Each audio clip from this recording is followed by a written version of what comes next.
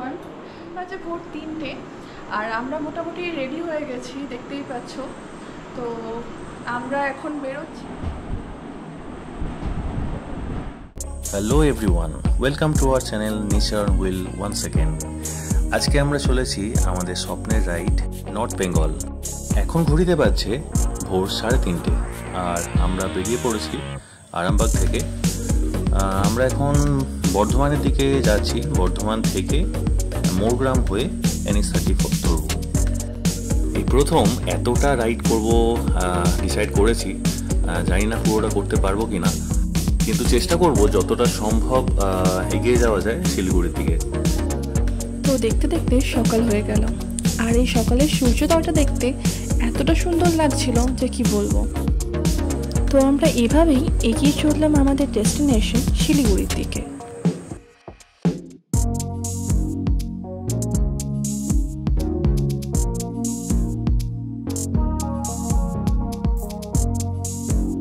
আমরা প্রায় 90 kilometre journey করে ফেলেছি, তাই ভাবলাম একটু রেস্ট নেওয়া যাক।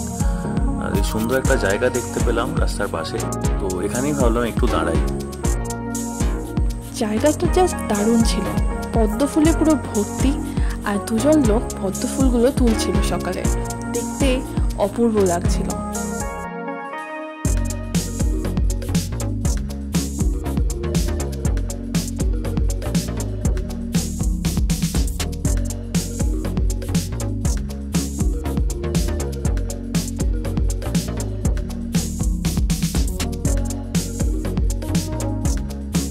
এরপর আমরা NH-34-এ উঠলাম মোরগ্রামে। কুলি হয়ে যে রাস্তাটা যাচ্ছে মোরগ্রাম, তো রাস্তাটা খুবই জঘন্য। তো আমি সাজেস্ট করব এই রাস্তাটা কেউ যাতে চুজ না করে। প্রায় 30 থেকে 35 কিলোমিটার রাস্তায় কনস্ট্রাকশনের কাজ চলছে, সুতরাং এটা দিয়ে না আসাই ভালো। আমি প্রথমে ভেবেছিলাম বর্ধমান থেকে বোলপুর, শান্তিনিকেতন এবং রামপুরহাট হয়ে মোরগ্রামে উঠবো, কিন্তু এই রাস্তাটা একটু শর্ট দেখাচ্ছিল, যার জন্য এটা চুজ করি। কিন্তু এরকম অবস্থা হবে তো বুঝতে পারিনি। এনিওয়ে, যেটা হয় ভালোর জন্যই হয়, কারণ আমরা ভেবেছিলাম এই রাস্তাটা চুজ করব ফেরার সময়। তো ফেরার সময় যদি অন্ধকার হয়, সেক্ষেত্রে ওই রাস্তাটা চুজ করলে খুবই ভুগতে হতো।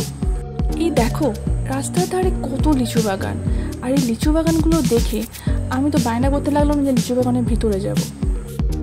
তো আমরা সেই মতো লিচু বাগানের ওনারের অনুমতি নিয়ে লিচু বাগানটা ঘুরে দেখতে লাগলাম। এই লিচু বাগানগুলো দেখতে পাবে ফারাক্কার কিছুটা আগে বাঁ দিকে। এই লিচু বাগানগুলোর কিছু ভিডিও আগে শর্টসে দিয়েছি, তোমরা হয়তো অনেকেই দেখেছো। আর এই হলো গঙ্গা নদীর ওপর ফারাক্কা ব্যারেজ।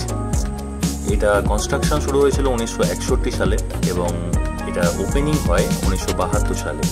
এটি প্রায় 2.5 কিলোমিটার লম্বা এবং এই ডান দিকে যেটা দেখছো, এটা পদ্মা নামে বাংলাদেশে চলে গেছে এবং এখান থেকে বাম দিকে হুগলি নামে দক্ষিণ দিকে প্রবাহিত হয়েছে।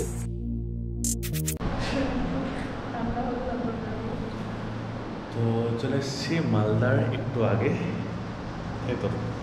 এখন ধুলিয়ানের সিংজি হোটেল, তাই তো, মালদার একটু আগেই। এখানে এসে এটা হচ্ছে সবজি ভাত 70 টাকা আর মাছ ভাত, মানে মাছটা 50 টাকা, সবজি মানে মাছ ভাত হচ্ছে টোটাল 120 টাকা। তো মেনু ভালোই দিয়েছে, দেখা যাক খেতে কেমন লাগে। তো এই সিংজি ধাবার খাবার কোয়ালিটি কিন্তু আমার খুব পছন্দ হয়েছে। তোমরা যদি কেউ চাও এই ধাবায় অবশ্যই খেতে পারো। আমরা খাওয়ার পর ওখানে প্রায় 1 ঘন্টা মতো রেস্ট নিয়েছিলাম, কারণ অনেকটা পথ আমরা জার্নি করে এসেছি আর দুপুরবেলা রোদটাও একটু বেশি ছিল, তার জন্য আমরা ওখানে 1 ঘন্টা মতো রেস্ট নিয়েছিলাম। আমরা 60-70 কিলোমিটার চালানোর পরপরই দাঁড়িয়ে রেস্ট নিচ্ছিলাম এবং জল খাচ্ছিলাম। আর আমরা সেরকমভাবে জল কিছু ক্যারি করিনি, যেখানে দাঁড়াচ্ছিলাম সেখান থেকে জল কিনে খেয়ে নিচ্ছিলাম, কারণ জল তো ক্যারি করলে গরম হয়ে যাবে রোদে, সেই জন্য।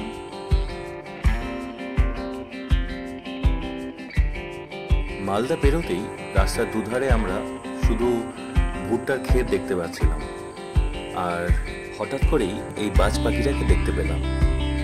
এরা সাধারণত এত নিচে ওড়ে না, হয়তো বা ভুট্টা খেতে এসেছে অথবা ইঁদুর ধরতে হতে পারে। এনিওয়ে আমরা রায়গঞ্জ পৌঁছে গেলাম। এখান থেকে আমরা ডালখোলা হয়ে পূর্ণিয়া মোড় যাব এবং পূর্ণিয়া মোড় থেকে ডান দিকে NH31 ধরে শিলিগুড়ির দিকে এগোবো।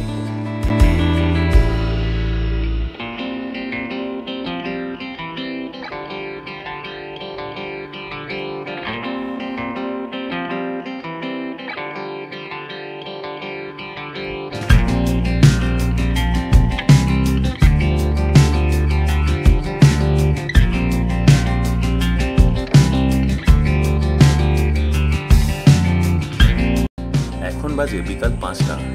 তো আমরা ঠিক করেছি সন্ধে পর্যন্ত যতটা যাওয়া যায় আমরা যাব। সন্ধে হওয়ার আগেই আমরা রাস্তার পাশাপাশি কোনো হোটেলে থাকার চেষ্টা করব।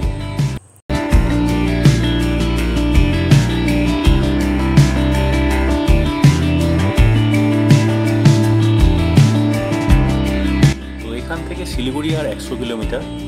আর এখন আমরা বিহারে কিষানগঞ্জে ঢুকছি।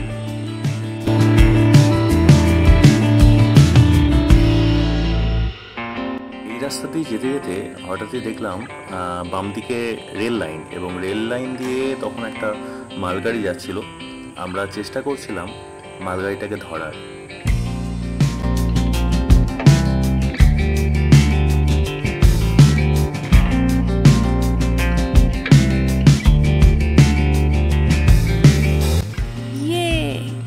আমরা ট্রেনটাকে হারিয়ে দিয়েছি।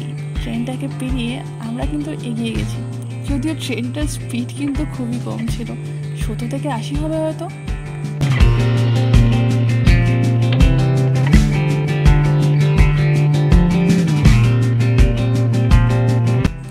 অন্ধকার হয়ে যাওয়ার রাস্তার ধারে এই রিসর্টটা দেখে আমরা এখানে এলাম। আজকে আমরা এখানে স্টে করব। রিসর্টের নাম আর ফোন নাম্বার দেওয়া আছে। আর এই রিসর্ট থেকে শিলিগুড়ি টাউনের দূরত্ব হচ্ছে 30 কিলোমিটার। আজকের ভিডিওটি এখানে শেষ করলাম। আমাদের নর্থ বেঙ্গল ট্যুরের সেকেন্ড ভিডিওটা দেখার জন্য আমাদের চ্যানেলটিকে এক্ষুনি ফলো করুন।